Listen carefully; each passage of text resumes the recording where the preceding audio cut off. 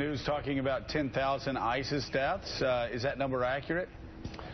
Joe, that's our best assessment, but I fully agree that in and of itself, that's not the metric. What I was saying was that you have to look at everything that's happened in context. And this coalition's been together for 9 months. We've made significant progress in Iraq. ISIL controls 25% less territory than it did when this coalition got together. And, as I also added, they've lost significant numbers of men and lots of material. And those things are important.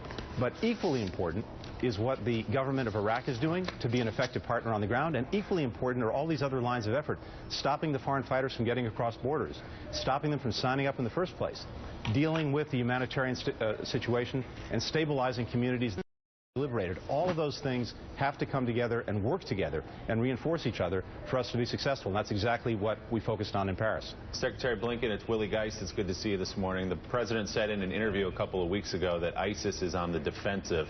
Shortly thereafter, Ramadi fell, Palmyra fell in Syria. Do you believe ISIS is on the defensive? In large parts of Iraq it is. But clearly, Ramadi was a setback. But keep in mind, this is a place that was under siege for 18 months. But here's what's going on, and this is what's really important. Ramadi is in the province of Anbar. And Anbar is a particular situation in Iraq because it is a predominantly Sunni area, and you'd had an Iraqi military fighting there that was predominantly Shiite.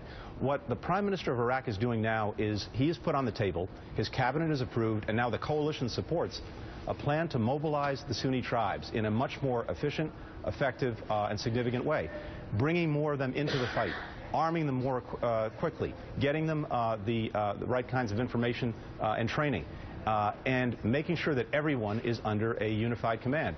These are people who are going to fight for their communities, for their towns, for their lives. They have a stake in it, and as we turn them into the fight in Anbar, I think you're going to see that turnaround too.